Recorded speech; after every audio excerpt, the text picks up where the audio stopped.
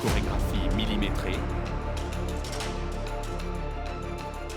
une concentration à toute épreuve et des acrobaties sensationnelles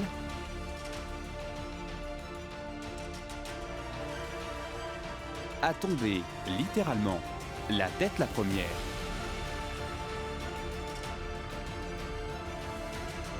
Ce métier renversant, c'est celui des pilotes de la patrouille de France. Leur rôle, honorer l'ensemble de leurs collègues de l'armée française qui œuvrent chaque jour sur tous les théâtres d'opération. Représenter la France et ses valeurs, c'est une vraie tradition qui s'apprend dès le plus jeune âge. Bienvenue sur la base aérienne 701 de la Patrouille de France. Nous sommes ici à Salon-de-Provence. C'est là qu'ont rendez-vous aujourd'hui les élèves du lycée FANB qui ont passé ou qui vont passer cette année leur brevet d'initiation aéronautique, le BIA. Nous allons passer la journée avec eux. Nous avons rendez-vous à 10h30. La mythique base aérienne 701 est celle de la Patrouille de France, c'est sous ce nom que nous la connaissons, mais elle abrite aussi l'équipe de voltige de l'armée de l'air et de l'espace. C'est avec elle que nous commençons la visite. À peine le temps de rejoindre l'un des hangars, nous sommes déjà accueillis par les exercices matinaux de l'équipe. Les regards tournés vers le ciel, nous comprenons immédiatement l'ampleur du métier. L'équipe de voltige et la Patrouille de France sont deux entités distinctes, mais qui ont la même mission d'ambassadeurs de l'armée.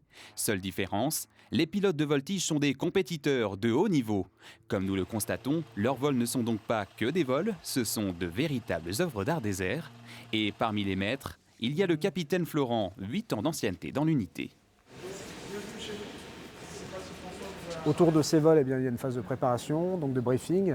On prépare le vol que l'on va faire. Et ensuite, il y a une phase de débriefing pendant laquelle on va débriefer le vol à l'aide de la vidéo qui a été tournée par notre photographe en s'attachant à essayer de repérer où est-ce que l'on peut encore s'améliorer, où est-ce que l'on peut s'améliorer, puisqu'on peut s'améliorer toujours partout.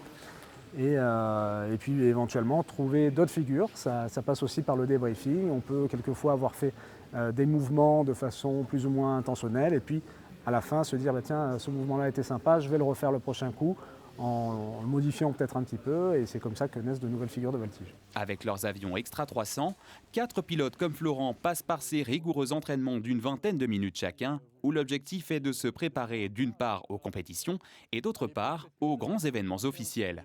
Les pilotes y répètent des mouvements classiques, mais doivent aussi redoubler de créativité pour trouver de nouvelles figures aériennes.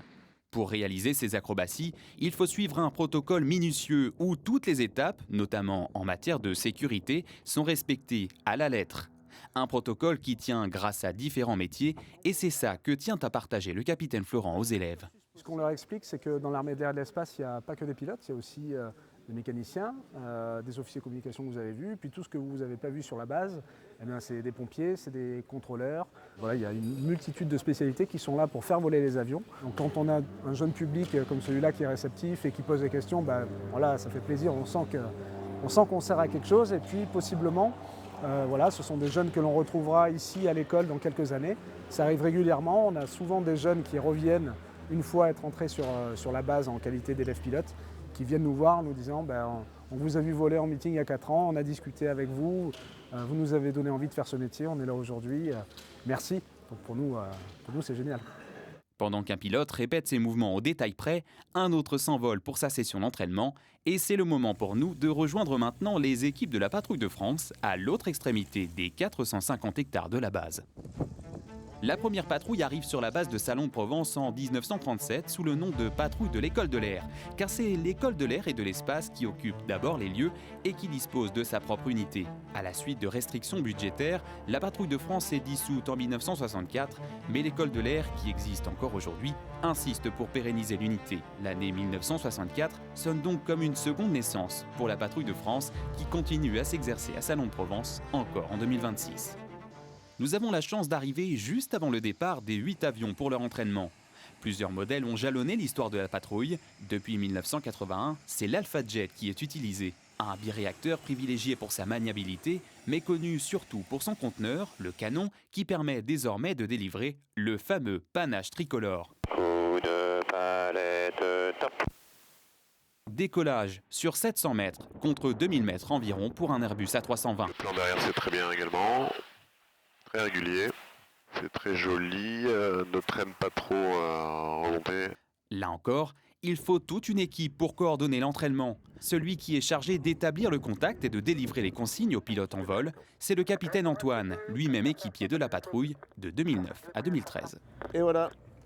Le rôle du point central, c'est d'assurer la sécurité avant tout des évolutions et donc d'assurer l'interface entre les gestionnaires de la zone et la patrouille de France qui évolue dans un petit cocon. Et donc on les isole de manière à être le seul interlocuteur pour assurer leur sécurité.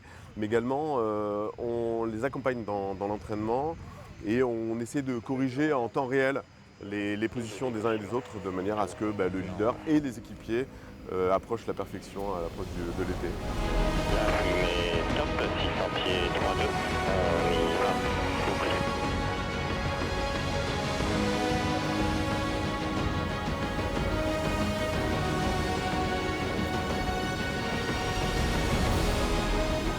Les pilotes, les atos comme on les appelle dans le jargon, doivent effectuer 2 à 3 répétitions par jour pendant la période hivernale actuelle, qui leur permet d'être fin prêts pour la période estivale, de mai à octobre, durant laquelle se succéderont une 50aine de démonstrations officielles en France, en Europe et dans le monde, à l'image de la traditionnelle cérémonie du défilé du 14 juillet à Paris, sur l'avenue des Champs-Élysées. Les élèves en prennent plein la vue, tout comme leurs professeurs, fiers d'avoir pu organiser leur première visite à la patrouille de France l'année dernière, mais qui n'avaient pas pu voir voler les avions, faute à la météo. Ils voient que c'est des gens qui travaillent énormément et qu'il y a du talent, certes, mais il y a un immense travail qui permet ça, une énorme cohésion. Et ça met les choses en place pour beaucoup de choses, pour les élèves, de voir que le travail, ça paye, la cohésion, ça paye, et qu'on peut arriver à vivre des choses grandes si on se donne les moyens. Et cet état d'esprit, on le retrouve dans les yeux des élèves comme Valentino, qui a obtenu son brevet d'initiation aéronautique l'année dernière avec la note plus que parfaite de 105 sur 100. Parfaitement centré compte tenu du vent, un petit peu d'état. Maintenant, mon but, c'est de passer le PPL, c'est une licence de pilote privé. Et ensuite, rejoindre une école privée de pilote de ligne. Waouh! C'est juste magnifique. Tourne à gauche. C'est inspirant, c'est fascinant. Franchement, ça me motive pour la suite. Et que du bonheur.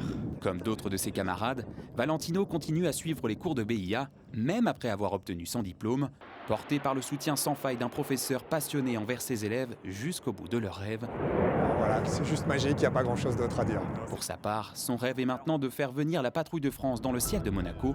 Il entend pour ça demander un petit coup de pouce au prince souverain, espérant être entendu et revivre un jour ses émotions directement à la maison.